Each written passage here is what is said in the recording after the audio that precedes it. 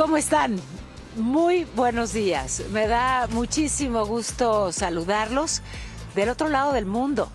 Estoy en Estocolmo, estoy en la capital sueca y es que iniciaron los trabajos de la Cumbre Mundial del Agua, un evento muy relevante que ocurre desde hace 35 años, siempre en esta sede.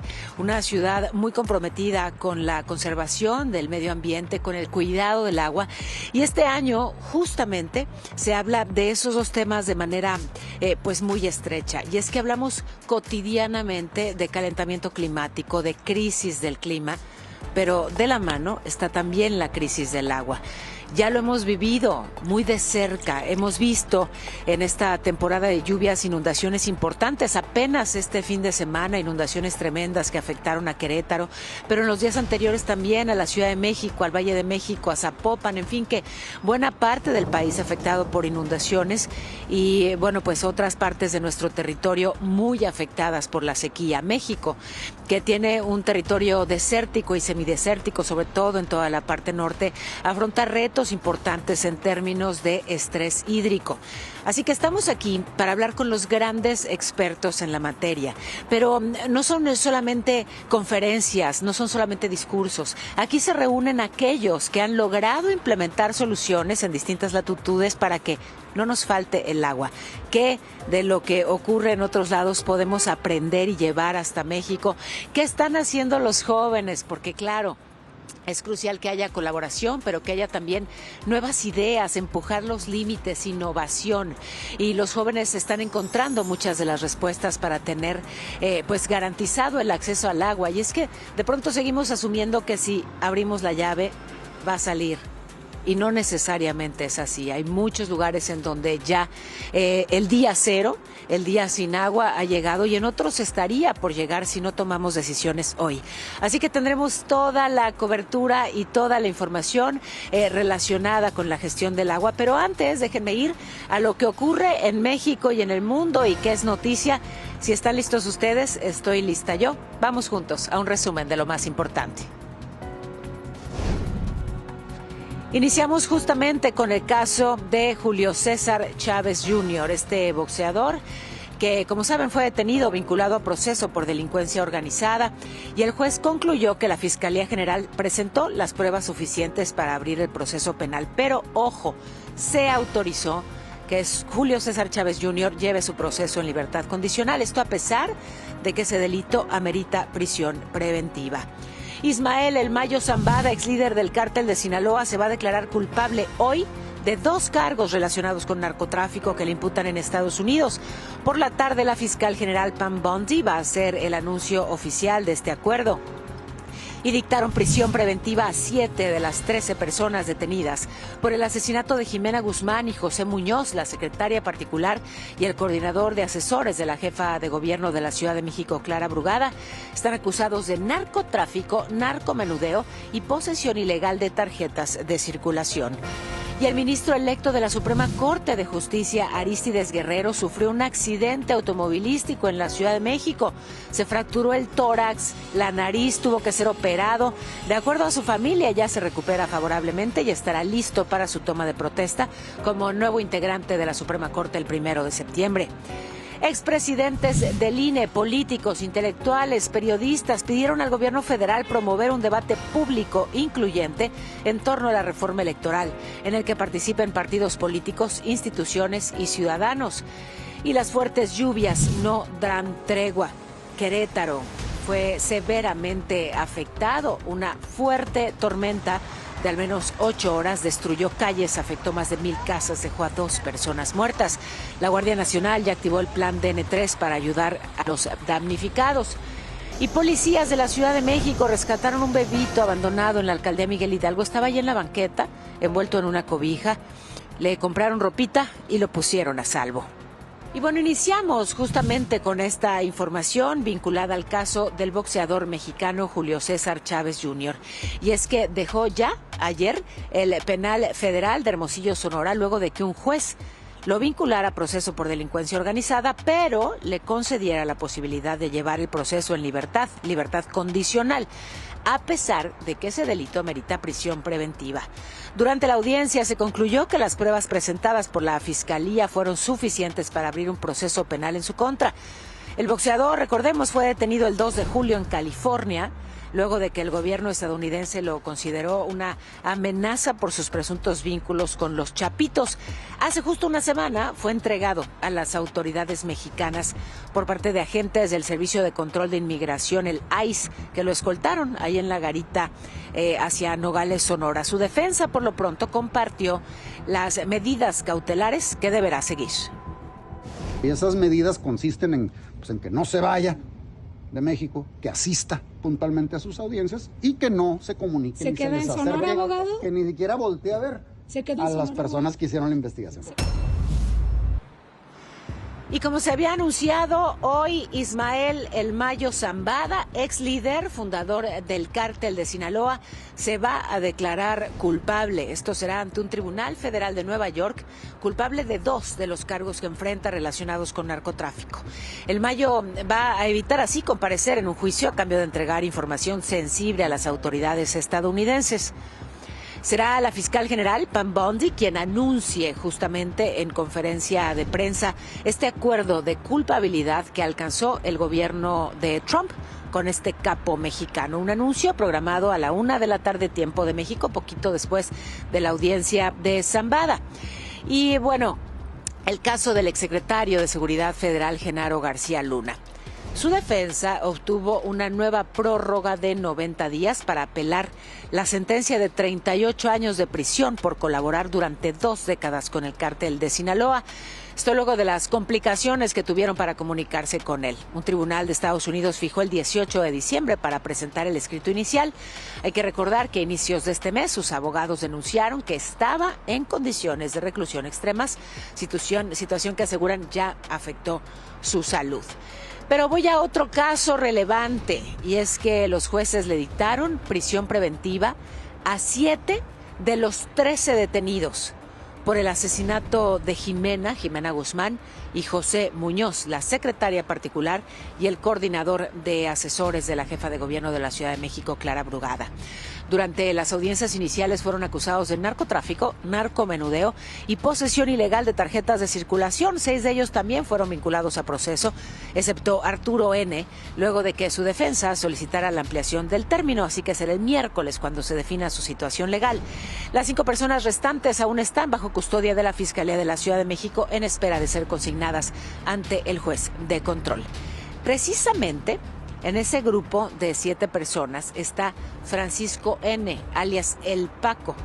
De acuerdo con las investigaciones, él fue identificado como uno de los subordinados del jefe de plaza del cártel Jalisco Nueva Generación en la Ciudad de México. Él fue presuntamente integrante de los Rodolfo y los Dylan, organizaciones criminales que hicieron alianza con el Tatos, cabecilla de ese cartel. Recordemos que el Paco es el hombre que vigiló el 14 de mayo la zona del crimen, que estaba vestido como trabajador de obra días antes del doble homicidio.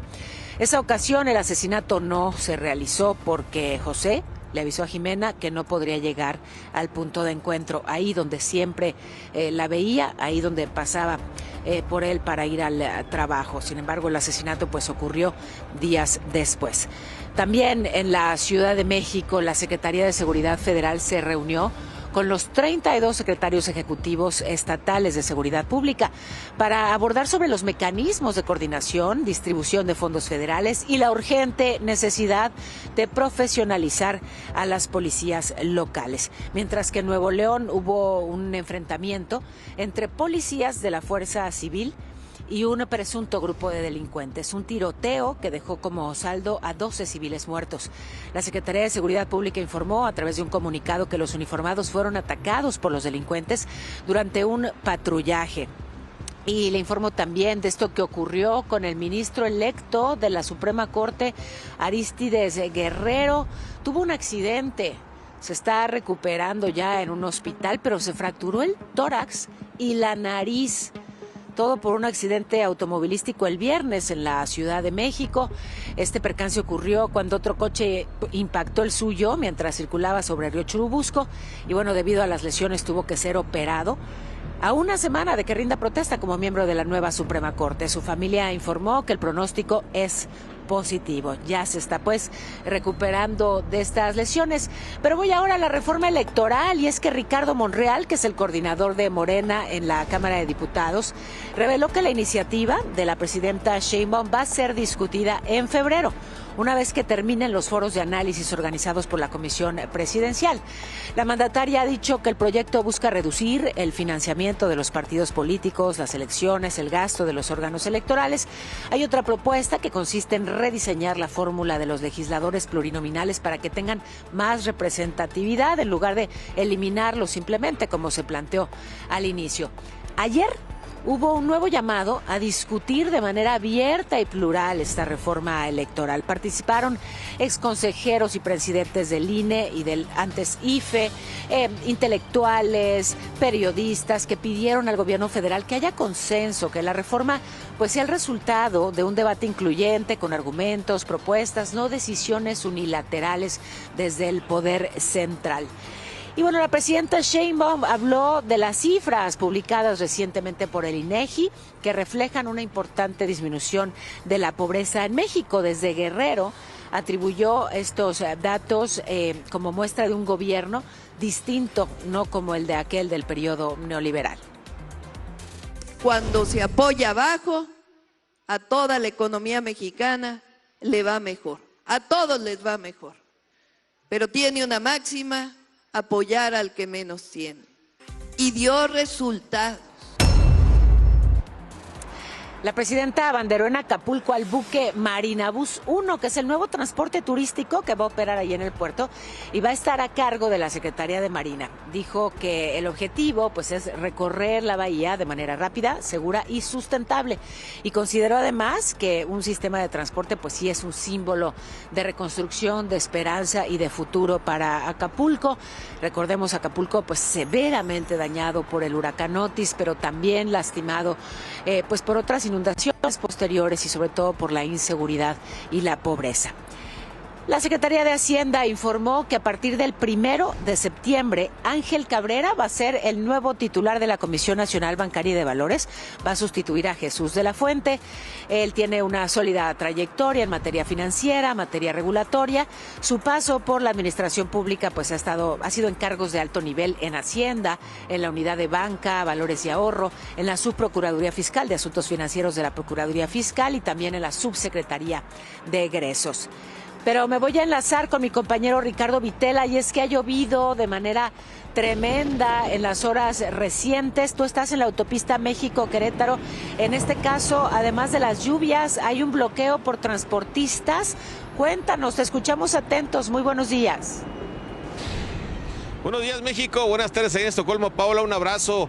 Espero que estés muy bien. Y efectivamente, ayer los transportistas unidos anunciaron un bloqueo. Hoy a las 8 de la mañana, ya van casi 10 minutos y vemos algunos que están estacionados, pero pues todavía no se está cerrando la autopista México-Querétaro. ¿Por qué es esto, Paola? Porque ellos están exactamente ya hartos de la delincuencia organizada. Piensan bloquear esta caseta que es la de Tepozotlán y también Acambay, el Arco Norte y la zona de Jilotepec.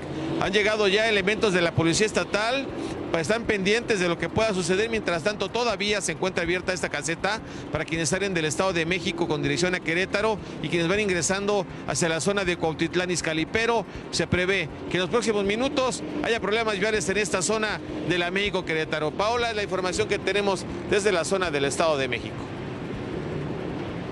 Y te agradezco mucho el reporte tan puntual, Ricardo. Seguimos atentos contigo. Gracias y muy buenos días. Las afectadas, que mencionaba ya 2 personas lamentablemente fallecidas, un hombre y una mujer que fueron arrastrados por las fuertes corrientes del agua.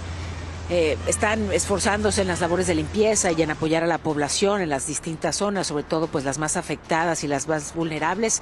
Se han entregado kits de limpieza, despensas, 18,000 costales de arena a los damnificados. La Guardia Nacional ya activó el plan DN3 para auxiliar a las familias, para ir retirando los escombros, pero por si fuera poco, El sábado en la noche, un tráiler terminó completamente quemado. ¿Por qué? Porque le cayó un rayo. Afortunadamente en este caso no hubo lesionados, no hubo fallecidos. Las imágenes son sin duda impactantes. Morelos tampoco se ha librado de las lluvias intensas y las afectaciones. Allá casi 300 casas en 7 municipios han resultado dañadas. Jiutepec y Emiliano Zapata, los más afectados. En algunas zonas el agua alcanzó el 1,80 de altura. La Cruz Roja usó lanchas inflables y así fue rescatando a personas que estaban atrapadas en sus casas. En Cuernavaca el agua se metió al palenque del recinto ferial de los ejidos de Acapatzingo. Estaba tocando Matute y en pleno concierto tuvieron que parar. Media hora duró el show. Tuvieron que suspender por seguridad. Así que por fortuna y gracias a estas medidas no se reportaron lesionados, pero son imágenes tremendas de las lluvias intensas que también afectaron a Sinaloa. Mire, esta tormenta muy fuerte que pues sorprendió a los habitantes de Los Mochis, calles inundadas. En algunos casos el agua cubría pues hasta la mitad de las llantas de los coches. En la colonia Tabachines reportaron que un rayo impactó una construcción y esto causó que los materiales cayeran. Hay daños en coches, llegaron los servicios de emergencia y pues esto mismo que ocurre en otros estados, pero afortunadamente en Sinaloa no hubo heridos. En Pachuca, un supermercado tuvo que ser evacuado porque el agua se metía por los pasillos. Fíjese, el personal trató ahí de ir limpiando el agua con jaladores. También es el Boulevard Felipe Ángeles, a un costado del Estadio Hidalgo, que se anegó, se afectó la circulación en la zona. Así que lluvia por todas partes y sí, son muchos los municipios del país que viven con el agua hasta la cintura cada año. El tema es que también cada año es peor. Seguramente lo han escuchado aquí en este espacio, como hablamos del récord de lluvia y nunca antes una tormenta había sido pues tan voraz, se había impactado de manera tan nociva. Y bueno, pues así como el agua fluye, tienen que fluir también las soluciones. Hay quien pudiera pensar que las soluciones están estancadas, pero no. Hay ya justamente este llamado a la acción, este llamado a la colaboración y por eso en la Cumbre Mundial del Agua en la que me encuentro, se están presentando soluciones, se están intercambiando ideas, se están enlazando los países. ¿Por qué? Porque aquellos que ya encontraron respuestas las traen hasta aquí para compartirlos con otros. Importante hacer algo al respecto con esa situación. Mientras tanto, vámonos rápidamente a las breves, porque una explosión en un taller de pirotecnia dejó 4 muertos y 4 heridos. Todo esto en la comunidad de San Miguel Zacaola, esto en Puebla.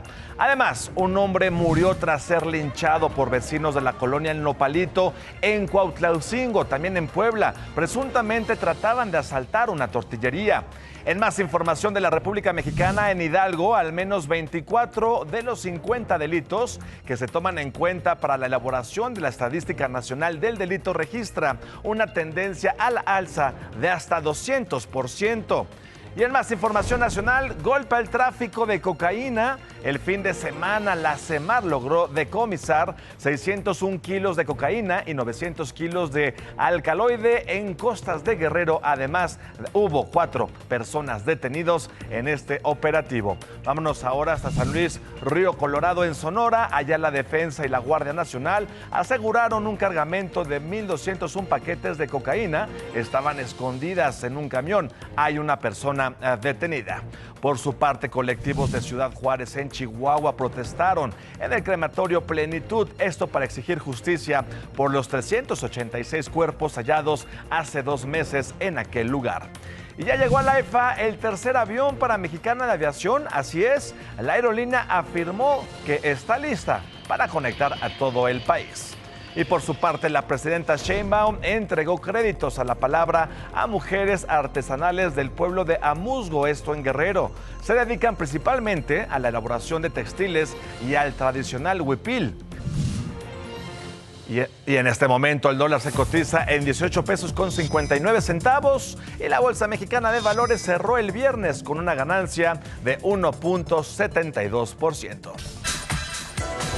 Ya estamos de vuelta con más aquí en DPC. Gracias por continuar con nosotros. Oigan, anoche lamentablemente se desplomó parte de una vivienda de 3 pisos en el cruce de la avenida Alfredo Robles y Calzada de los Misterios. Todo esto en la alcaldía Gustavo Madero. Elementos de protección civil acordonaron esta zona y también evacuaron a 4 personas minutos antes de que se diera esta estructura. Ahí estamos viendo el momento. Vean nada más qué cosas. No hubo personas lesionadas, afortunadamente, y las autoridades ya investigan las causas de este derrumbe aquí en la Ciudad de México. Así está el derrumbe, mi querida Paola, pero regresamos contigo porque nos tienes más información. Pues sí, eso lo que ocurrió en la Ciudad de México, pero lamentablemente las lluvias pues han afectado a varios estados del país y a Jalisco otra vez le tocó. Le tocaron afectaciones importantes justamente con motivo de las lluvias. Estaremos en eso, pero antes informarles de esto que tiene que ver con la inseguridad. 2 familias fueron asesinadas en menos de 24 horas en 2 hechos distintos, justamente allá en Jalisco. El primero en el Arenal, donde una familia de 5 personas fue asesinada a balazos mientras estaban en su casa. Horas más tarde encontraron los cuerpos en una camioneta allá en Guadalajara y entre las víctimas había una adolescente de 14 años, una nena de 10, mientras que en Monterrey estas son las imágenes del incendio que ocurrió, una tragedia. Lamentablemente 3 personas murieron. Se incendió la Casa de Rehabilitación Comunidad Terapéutica Londra. Todo esto en la colonia Burócratas del Estado. 2 ellas eran menores de edad y bueno, pues el encargado del lugar huyó. Las autoridades ya están investigando el caso. Al parecer se debió a un cortocircuito. Y voy ahora hasta Yucatán, donde la muerte de un joven dentro de una cárcel desató toda una protesta que terminó en el saqueo al Palacio Municipal de Tzucacaf. Los familiares denunciaron que pues la versión de un presunto suicidio tenía muchas inconsistencias. Las autoridades dijeron que se interpuso una denuncia formal por estos daños y bueno, hasta el momento no se han reportado detenidos por los disturbios, pero ahí está la queja de los familiares. Sigo en Yucatán porque justamente un habitante del municipio de Izamal fue ubicado por ser el primer ser humano en Yucatán víctima del gusano barrenador. Está enfermo, ya fue dado de alta, pero ahí está ese caso que bueno, pues tienen alerta a las autoridades de salud. En Estados Unidos ya también se confirmó el primer contagio en Maryland, una persona que había viajado desde Guatemala, así que las autoridades de salud emitieron una alerta por ese parásito que tanto ha afectado al ganado mexicano. Pero miren nada más este socavón. Ahí siguen con los trabajos para repararlo. Un socavón que se formó en la calzada Ignacio Zaragoza el 13 de agosto en la Ciudad de México. Y bueno, de acuerdo a las autoridades, ya están por terminar de sustituir los 8 tubos de 1,5 metros de diámetro del drenaje profundo. El próximo domingo va a ser liberada ya en su totalidad esa avenida, que es crucial, que enlaza a la Ciudad de México con Puebla, que siempre está llena de tráfico y pues con este tremendo hoyo, pues todavía peor. Pero si de socavones hablamos, una mujer lamentablemente cayó en un socavón tremendo. Araceli Zaragoza, que iba caminando sobre el andador de la avenida Talismán, es la alcaldía Gustavo Madero de la Ciudad de México, y la tierra se abrió, la tierra se la tragó. Una caída de 6 metros, se presume que el hoyo se abrió justamente por una fuga de aguas residuales. La llevaron al Hospital de Traumatología Magdalena de las Salinas del IMSS. Y bueno, la Secretaría de Agua de la ciudad, sin dar más detalles de la salud de la mujer, solo recalcó que dará seguimiento a las atenciones médicas que requiera. En Jalisco, ya le hablaba de la alerta por lluvias, es el municipio del Salto, 300 casas afectadas. El gobierno municipal contabilizó muchas afectaciones en los fraccionamientos de Las Lilas y La Azucena, en zonas, bueno, pues ya están trabajando funcionarios justamente para tratar de ayudar. Además han entregado despensas, comida. Ojo, porque la presidenta del Salto, María Elena Farías, culpó al municipio de Juanacatlán de estas inundaciones porque dijo no abrieron las compuertas del río Santiago a tiempo, a pesar de las alertas que había de fuertes lluvias. Afortunadamente no hay lesionados, pero sí hay muchos daños y ya están en eso de deslindar responsabilidades, pero es que el mal tiempo no da tregua. Hago escala ahora en Guanajuato. donde fíjese, el desbordamiento de un río de Apaseo el Grande dejó 50 casas dañadas, afectó a 110 personas, están en las labores de limpieza. En Celaya también se reportaron inundaciones por las fuertes lluvias, hay muchas afectaciones. Por fortuna no hay reportes de personas lesionadas, pero fíjese, justamente en Guanajuato, inundaciones como esta y por otro lado escasez de agua. Es el segundo estado después de Baja California con mayor estrés hídrico del país. Y por eso justamente la importancia de hablar sobre una gestión responsable, inteligente, eficiente, innovadora del agua. Por eso estoy aquí, en la Cumbre Mundial del Agua, porque tenemos ejemplos de sobra todos los días de afectaciones relevantes. ¿Por qué? Porque no se capta el agua de lluvia, porque se acumula y porque se convierte en sinónimo de destrucción y de devastación. Le muestro esto que pasó en Ahuacatlán, Nayarit. Se desbordó el río de este municipio y bueno, pues amanecieron inundados. Las autoridades municipales hicieron algunos recorridos para identificar riesgos. De ser necesario, van a evacuar a algunas personas, pero hasta el momento, por fortuna, no hay reportes de daños mayores. Justamente, insisto, por eso es tan importante que se hagan esfuerzos ya urgentes y eficientes para aprovechar el agua. Y bueno, pues parte de lo que ocurre en la Cumbre Mundial del Agua en Estocolmo, es que se convoca a los jóvenes de todo el planeta a que ellos, que van a ser los principales afectados por la falta de agua, son los principales afectados también por el cambio climático, a que ellos propongan, que piensen diferente, que empujen los límites, que traigan hasta aquí soluciones innovadoras. Esta solución llegó desde Oaxaca.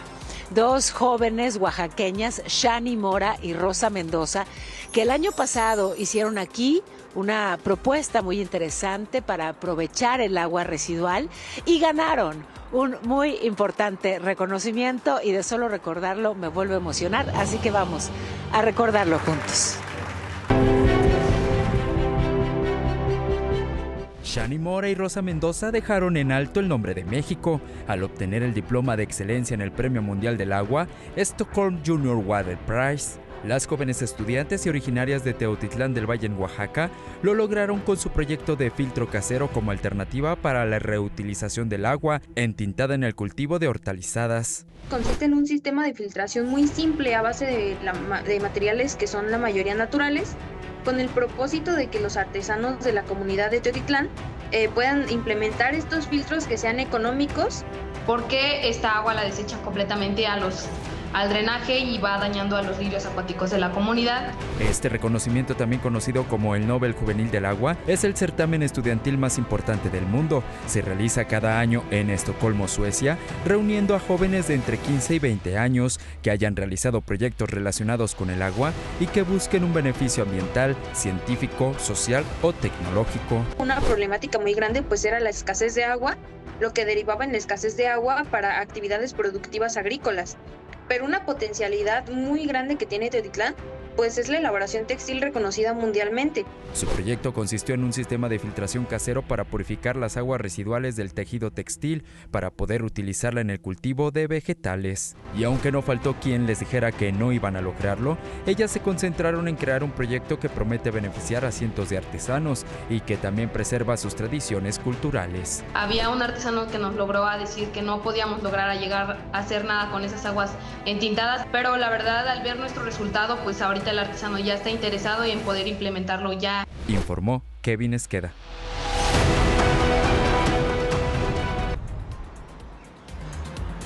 Pues así, estas dos jóvenes oaxaqueñas lograron que México fuera campeón en esta Cumbre Mundial del Agua el año pasado.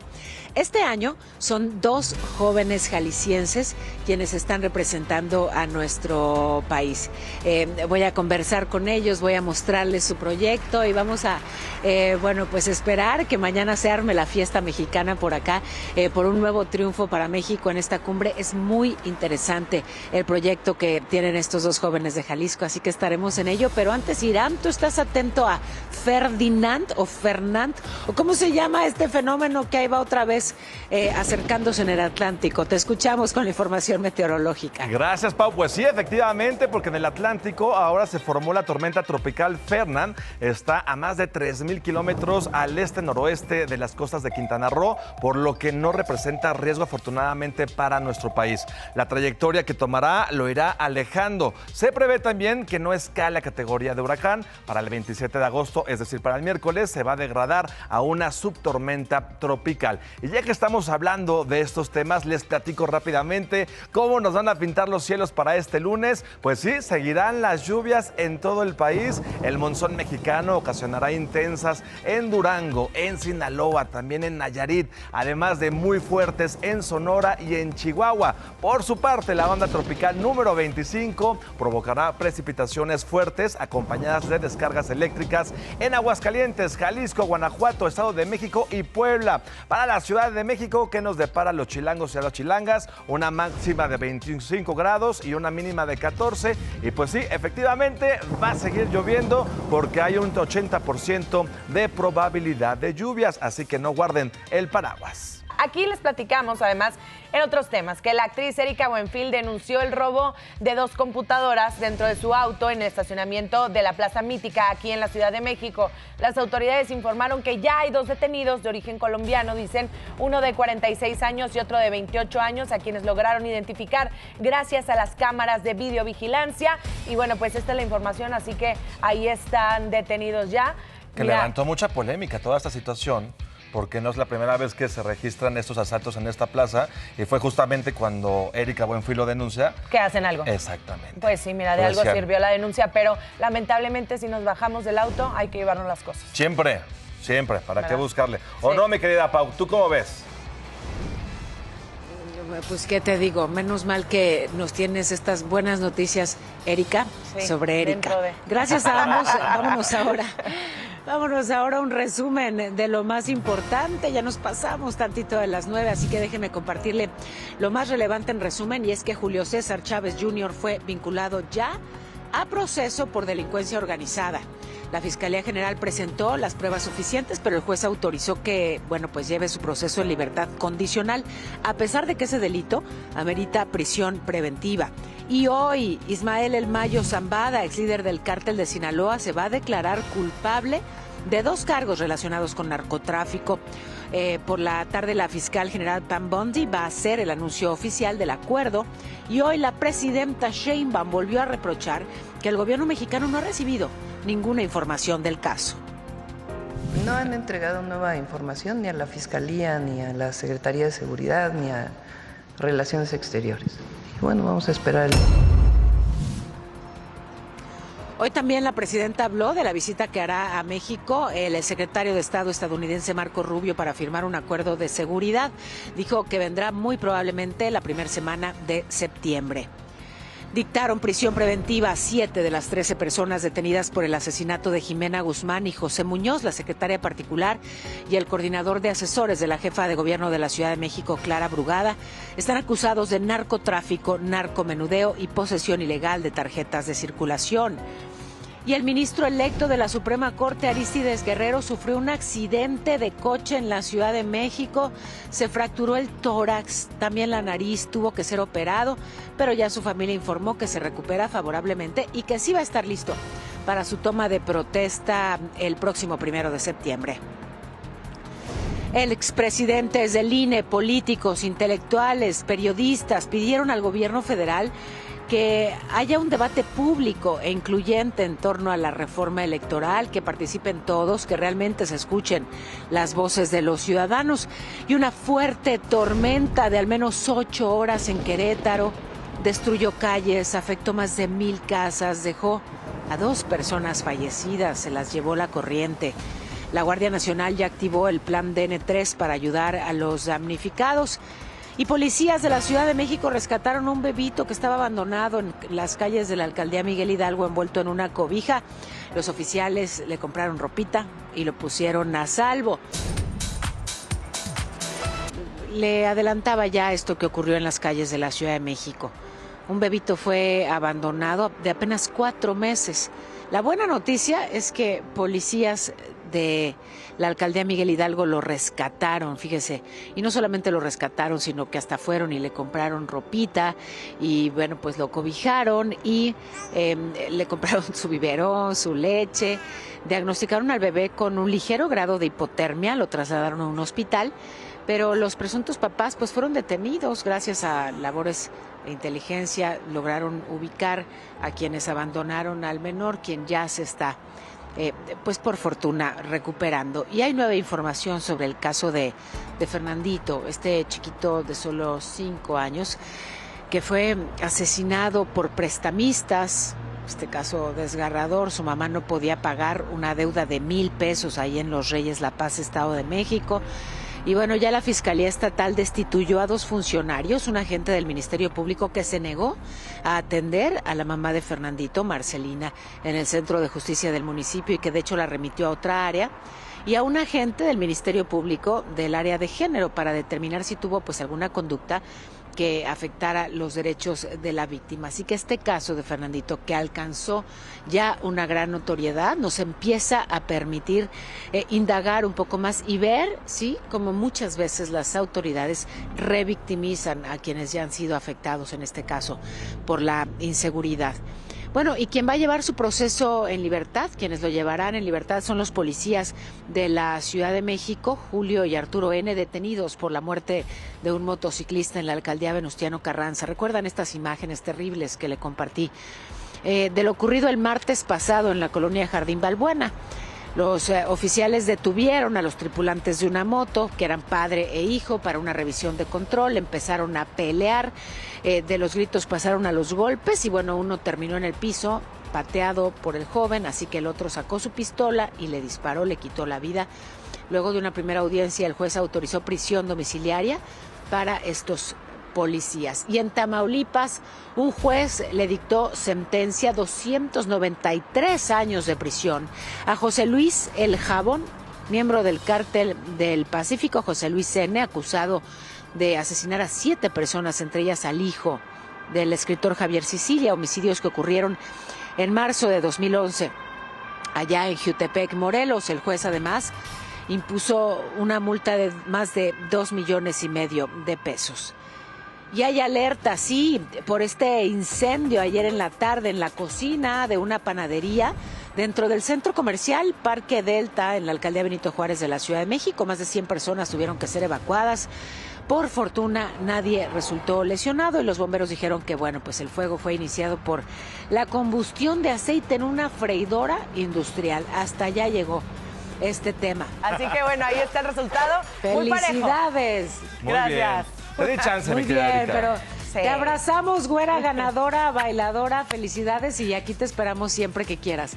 Aquí en Estocolmo o allá en el foro, me encanta. donde sea. Yo feliz.